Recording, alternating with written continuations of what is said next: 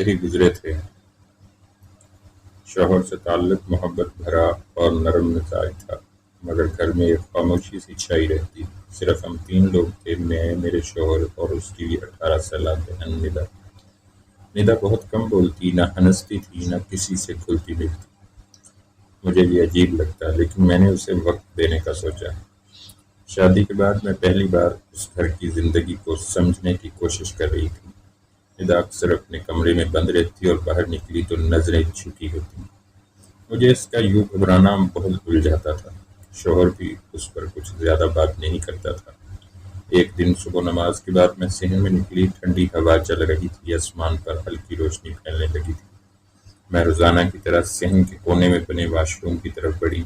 جیسے ہی میں قریب پہنچی تو اچانک میری نگاہ ایک عجیب منظر پر جا ٹھہری۔ زمین پر ایک نرم کپڑے میں لپٹا ہوا نومولود بچہ پڑا تھا۔ میری چیخ بے اختیار نکلی، یا اللہ، یہ کیا؟ میری آواز سن کر شوہر دوڑتا ہوا آیا۔ چہرے پر حیرت اور گھبراہٹ تھی۔ ہم دونوں ہکا بکا کھڑے ایک دوسرے کو دیکھنے لگے۔ شوہر نے جھک کر آہستہ سے بچے کو اٹھایا۔ اس کے چہرے پر کچھ پہچاننے کی کوشش کی، صاف جھلک رہی تھی۔ میں حیرت سے اسے دیکھ رہی تھی، وہ اس بچے کو دیکھ کر اتنا پریشان کیوں ہے؟ پھر اچانک جیسے وہ سچائی سے ٹکرا گیا ہو، اس کا رنگ زرد پڑ گیا۔ یہ بچہ، ندا کہا۔ میرے منہ سے بے اختیار نکلا۔ میرے سوال پر شوہر نے چونک کر مجھے دیکھا، جیسے میں نے اس کا دل کا راز چھو لیا ہو۔ اس نے کچھ کہنے کی بجائے نظریں جھکا لی۔ میری سانس رک گئی، قدم پیچھے ہٹ گئے۔ بہت خوب، آپ کی دلچسپی قابل قدر ہے۔ میں اندر کی طرف لڑکھڑاتے قدموں سے گئی۔ میرے ذہن میں طوفان برپا تھا۔ ندا اور بچہ، یہ کیسے ممکن ہے؟ شوہر خاموش کھڑا تھا، اس کی آنکھوں میں خالی پن تھا۔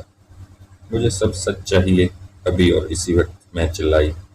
شوہر نے دھیمی آواز میں کہا، ندا سے بات کرو۔ میں کچھ نہیں جانتا۔ میں ندا کے کمرے کی طرف بڑھی۔ دروازہ کھلا تھا اور ساکت بیٹھی تھی۔ اس کی آنکھیں لال تھیں، چہرہ زرد، اور آنکھوں میں جیسے صدیوں کی تھکن ہو۔ اس نے میری طرف دیکھا اور خاموشی سے رونا شروع کر دیا۔ میں اس کے پاس جا بیٹھی، اس کا ہاتھ تھاما اور نرمی سے پوچھا، ندا، یہ بچہ؟ ندا کے آنسو رکنے کا نام نہیں لے رہے تھے۔ کافی دیر بعد اس نے کانپتی آواز میں کہا، باجی، میں بہت شرمندہ ہوں، بہت مجبور تھی۔ میری آنکھوں میں حیرت تھی۔ اس کے لبوں سے آنے والا ہر لفظ میرے دل کو چیر رہا تھا۔ کسی سے کچھ کہنا بھی چاہا مگر ڈر گئی۔ ندا کی آواز میں خوف تھا، پچھتاوا تھا، بے بسی تھی۔ میں نے گہرا سانس لیا اور کہا، ندا، تمہیں کس نے مجبور کیا؟ اس نے اس بات پہ سر ہلا دیا۔ کون ہے وہ؟ میں نے دھیرے سے پوچھا۔ ندا نے نظریں جھکائی اور دھیرے سے کہا، امی کے انتقال کے بعد جب میں اکیلی رہ گئی تھی تو اس کی آواز رک گئی، آنکھوں سے پھر آنسو بہنے لگے۔ ہمارے رشتہ داروں میں سے کوئی تھا جو اکثر ہمارے گھر آتا تھا۔ پہلے وہ اچھا لگتا تھا، لیکن پھر کچھ دن، اس نے کہا، ندا کا کالا رنگ ہے۔ وہ مکمل خاموش ہو گئی۔ میرے دل میں طوفان اٹھا۔ میں نے ندا کو سینے سے لگا لیا۔ میرے شوہر دروازے پر خاموش کھڑا تھا، چہرہ سخت اور آنکھیں سرخ۔ ہم نے فوری طور پر بچے کو اندر لایا، اسے صاف کیا، دودھ پلایا۔ ندا کا جسم لرز رہا تھا۔ وہ بار بار بچے کو دیکھ رہی تھی، جیسے ماں کی ممتا جاگ گئی ہو۔ شوہر چپ چاپ باہر چلا گیا، شاید سوچنے کے لیے تنہائی چاہتا تھا۔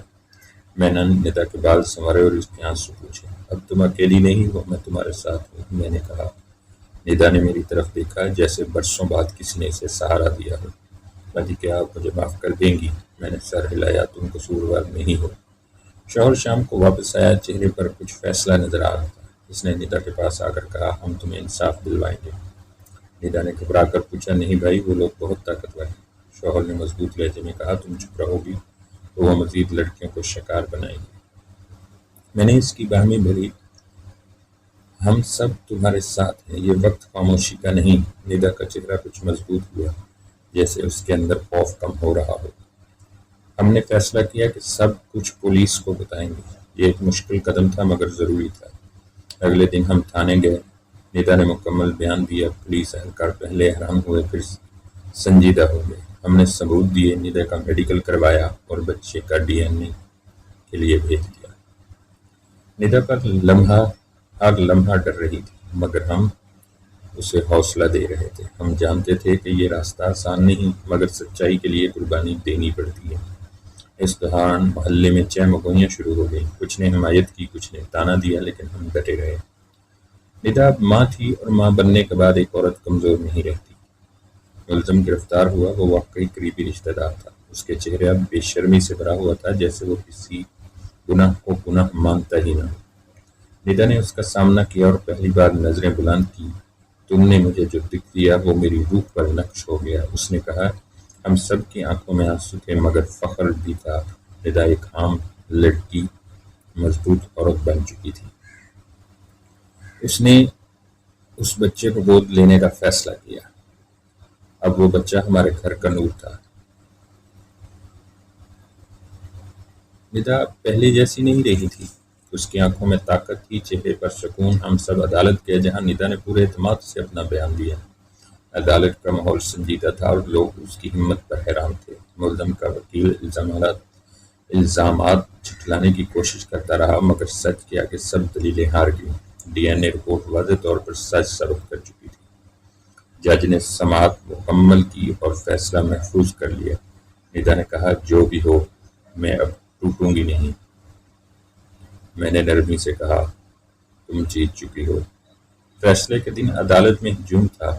میڈیا بھی موجود تھا۔ جج صاحب نے مختصر مگر زوردار فیصلہ سنایا۔ ملزم کو عمر قید کی سزا دی جاتی ہے۔ ندا کی آنکھوں سے آنسو روا ہو گئے، مگر یہ آنسو خوف کے نہیں، سکون کے تھے۔ شوہر نے ندا کا ہاتھ تھاما۔ اب کسی سے ڈرنے کی ضرورت نہیں۔ میں نے بچے کو گود میں لیا، جو سو رہا تھا، بالکل فرشتے جیسا۔ ہم نے محسوس کیا جسے اللہ نے ہماری نیت کو عزت دی۔ ندا کے چہرے پر وہ پہلی بار ماں والی مسکراہٹ تھی۔ آج وہ جیت گئی تھی، معاشرے سے بھی اور اپنے خوف سے بھی۔ عدالتی کارروائی کے بعد میڈیا نے ندا سے بات کرنے کی کوشش کی۔ ہم نے پہلے انکار کیا، لیکن ندا نے کہا، مجھے بولنے دو۔ اس نے کہا، میری خاموشی سے مجرم طاقتور ہوا، اب میرا بولنا کئی لڑکیوں کو بچا سکتا ہے۔ ندا کی باتوں نے سب کو متاثر کیا۔ اخبارات نے اس کی تصویر فرنٹ پیج پر لگائی۔ لوگ اب اس کی کہانی کو سن رہے تھے، سیکھ رہے تھے۔ ندا اب صرف ایک مظلوم لڑکی نہیں، ایک تحریک بن چکی تھی۔ اس کی سادگی، سچائی، ہمت نے ہزاروں دلوں کو چھو لیا۔ ہم نے دیکھا، درد کبھی کبھی انقلاب کی شکل بھی اختیار کر لیتا ہے۔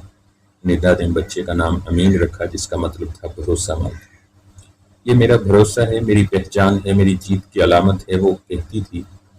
امین آہستہ آہستہ بڑا ہو رہا تھا۔ ہر دن اس کا چہرہ ندا کی مسکراہٹ بڑھاتا۔ ہم سب اسے بے حد چاہتے تھے، جیسے وہ ہمارے دل کا ٹکڑا ہو۔ محلے والے اب ندا کو عزت سے دیکھتے، سلام کرتے، دعائیں دیتے۔ کچھ لوگ شرمندہ بھی تھے، جنہوں نے پہلے اس کو برا کہا تھا۔ ندا نے اس سب کو معاف کر دیا۔ میرا بدلہ معافی اور میری طاقت خاموشی نہیں، سچ ہے۔ ندا نے تعلیم مکمل کرنے کا فیصلہ کیا۔ اب سب اس کے ساتھ کھڑے تھے۔ اس نے کہا، اب میں ڈاکٹر بننا چاہتی ہوں، جو خاموش لڑکیوں کی آواز بن سکے۔ اس نے شام کو بچے کو سلاتے ہوئے کتابیں کھولنا شروع کر دیں۔ اب سب اس کے عزم سے حیران تھے اور اس کی لگن سے متاثر۔ شوہر بھی ندا کی تعلیم کے اخراجات اٹھانے کا اعلان کیا۔ ندا دن میں ماں، رات میں طالبہ بن گئی تھی۔ کبھی کبھی تھک جاتی تھی، مگر کبھی ہار نہیں مانتی۔ ہر دن اس کے اندر کی روشنی مزید بڑھتی جا رہی تھی۔ کالج میں ندا نے چند اور لڑکیوں سے دوستی کی جو زندگی ہار چکی تھی۔ اس نے ان کا ساتھ بیٹھنا، ان کی باتیں سننا اور ان کو حوصلہ دینا شروع کیا۔ آہستہ آہستہ وہ ایک رول ماڈل بن گئی۔ کالج میں ایک تقریب ہوئی، جس میں ندا کو شجاعت ایوارڈ سے نوازا گیا۔ اسٹیج پر جاتے ہوئے اس کے قدم لرز رہے تھے، مگر ہونٹوں پر مسکراہٹ تھی۔ اس نے کہا، میں ان سب کے لیے کھڑی ہوں جو بول نہیں پاتے۔ تالیاں بجتی رہی، ندا روتی رہی اور ہم فخر سے اسے دیکھتے رہے۔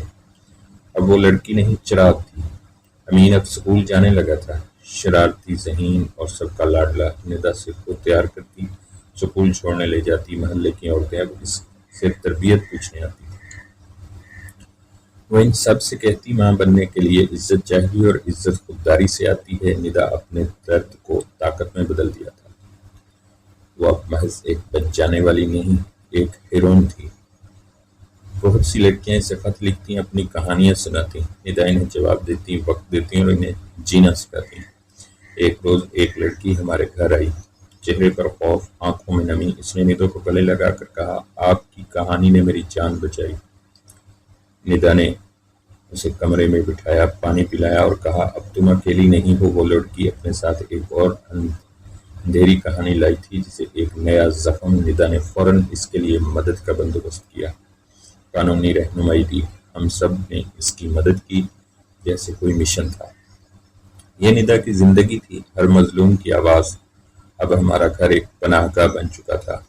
ایک دن ندا نے کہا، باجی میں اپنے لیے کچھ کرنا چاہتی ہوں۔ میں نے پوچھا کیا؟ اس نے شرما کر کہا، اب مجھے کسی ہمسفر کی ضرورت ہے جو میرا درد سمجھے۔ ہم صاحب حیران بھی ہوئے، خوشی بھی ہوئی۔ شوہر نے پوچھا کیا تم کسی کو پسند کرتی ہو؟ ندا نے اس بات میں سر ہلا دیا، وہی وکیل جس نے میرا کیس لڑا تھا۔ ہم سب نے اسے گلے لگا لیا۔ اب وقت تھا اس کے نئے سفر کے آغاز کرنے کا۔ چند ہفتوں بعد ندا کی شادی ہوئی، سادگی سے، خوشیوں سے، دعاؤں سے۔ امین نے گلاب پھینک کر اپنی ماں کو رخصت کیا۔ سب کی آنکھیں نم تھیں۔